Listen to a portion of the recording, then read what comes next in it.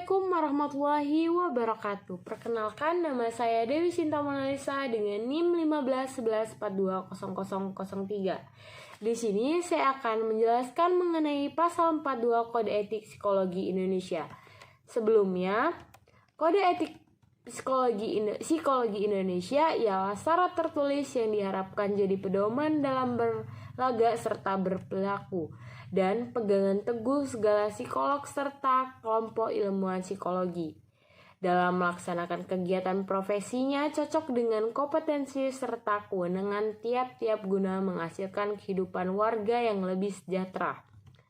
Peneguhan otoritas profesi psikologi dibentuk atas bahwa kemampuan di bidang psikologi yang jadi bingkai pembatas terhadap pengaruh otoritas dari komunitas di luar psikologi dalam menetapkan kaidah-kaidah nilai yang diperlukan buat tingkatan kesejahteraan psikologis umat manusia, spesialnya warga Indonesia, serta lewat peneguhan kekuasaan seperti ini hingga hendak didapatkan pengakuan atas profesi serta disiplin ilmu psikologi.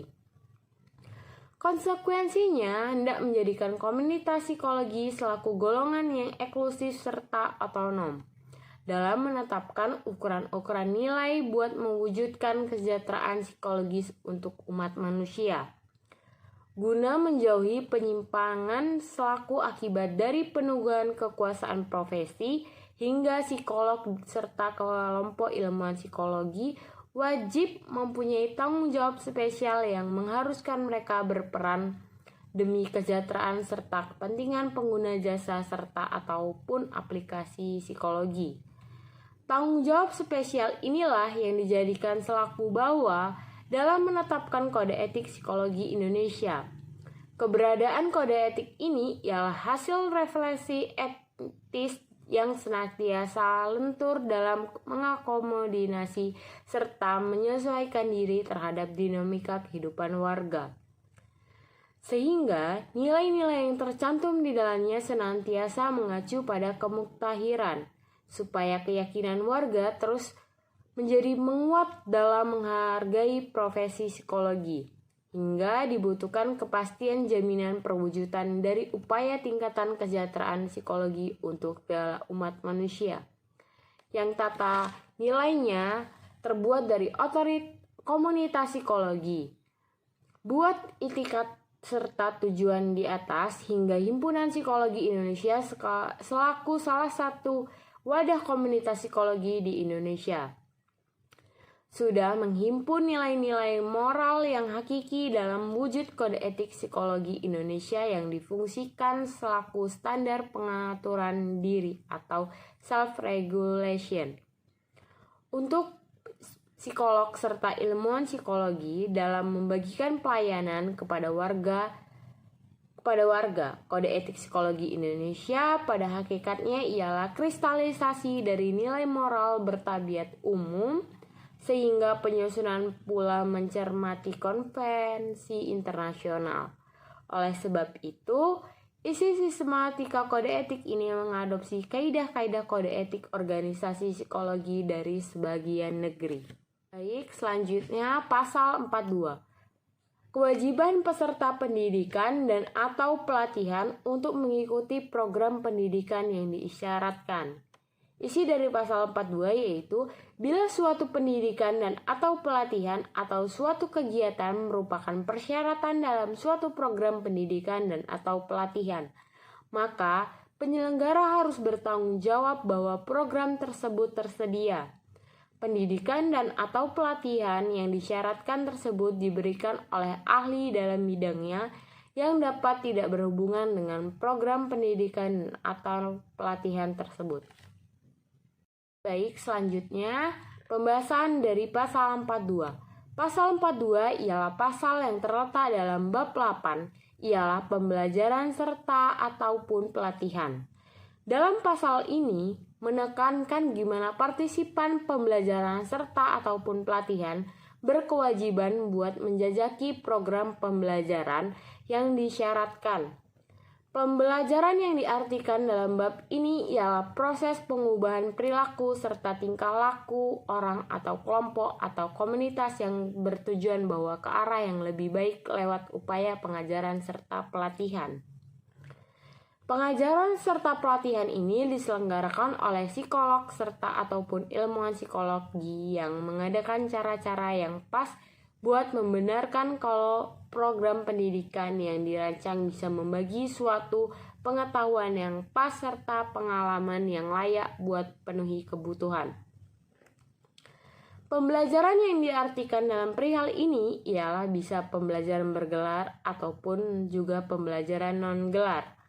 Pembelajaran bergelar semacam pembelajaran yang diselenggarakan oleh akademisi besar. Sebaliknya, pembelajaran non-gelar contohnya semacam aktivitas yang diselenggarakan oleh akademis besar, HIMSI, ataupun juga lembaga lainnya yang kegiatannya menemukan pengakuan dari himpunan psikologi. Rancangan yang dicoba oleh psikolog serta ataupun ilmuwan psikologi dalam pengendalian pembelajaran serta ataupun pelatihan dengan mengambil sesi ataupun metode yang bisa membenarkan penguraian rencana pembelajaran ataupun juga pelatihan serta secara sempurna dengan modul yang hendak dibahas nantinya. Pondasi buat mengevaluasi kemajuan serta watak dari pengalaman pembelajaran hendak, namun perihal ini tidak menghalangi supervisor ataupun pendidikan apalagi pelatihan yang mau merekruti isi program pelatihan serta ataupun pembelajaran bila perihal ini memanglah betul-betul diperlukan.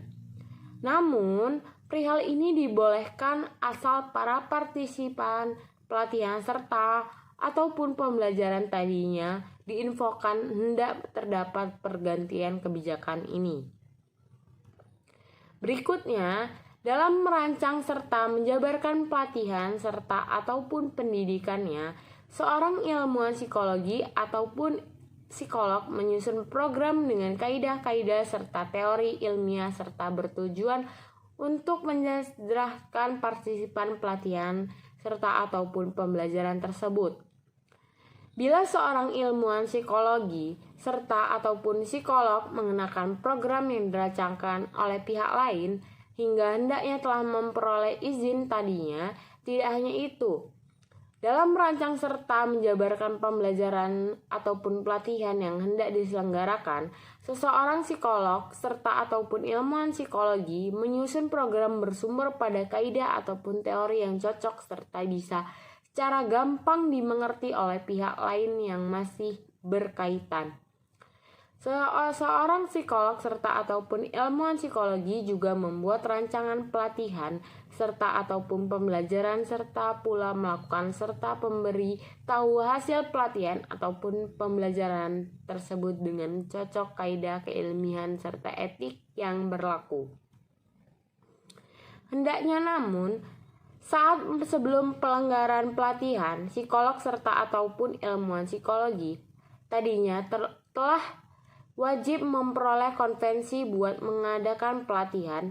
Hendak namun perihal ini memperoleh pengecualian bila pelatihan tersebut telah diatur baik oleh pemerintah yang termuat dalam peraturan pemerintah ataupun hukum yang berlaku ataupun pelatihan yang diadakan ialah aktivitas yang memanglah telah diadakan secara teratur selaku bagian dari aktivitas sesuatu organisasi atau kelembagaan.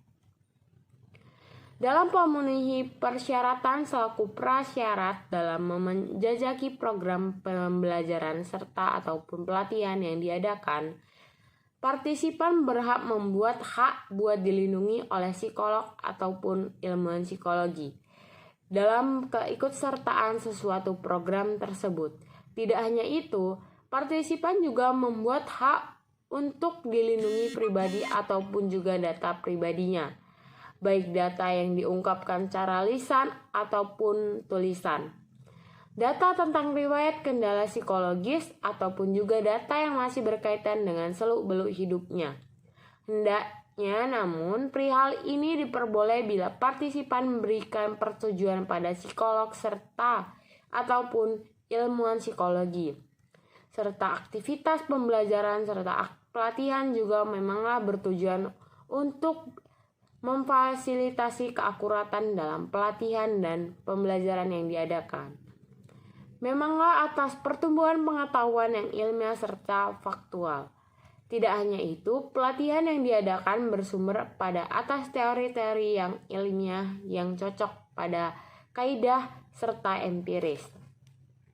Selanjutnya, contoh pasal 42 yaitu seorang guru BK membutuhkan seorang psikolog pendidikan untuk melakukan asesmen dan pengukuran psikologi terhadap siswa-siswi dengan menggunakan alat tes psikologi untuk mengetahui kondisi psikologis anak serta untuk mengklarifikasi setiap potensi yang dimiliki oleh siswa atau siswi.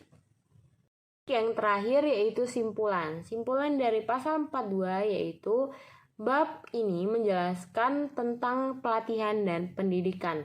Dalam bab ini dijelaskan hal-hal yang psikolog dan ilmuwan psikolog perlu perhatikan terkait dengan pelatihan dan pendidikan, di antara lain psikolog dan ilmuwan psikologi bertanggung jawab untuk memastikan pelatihan dan pendidikan yang diberikan adalah sesuai dengan teori yang relevan, benar, dan tepat.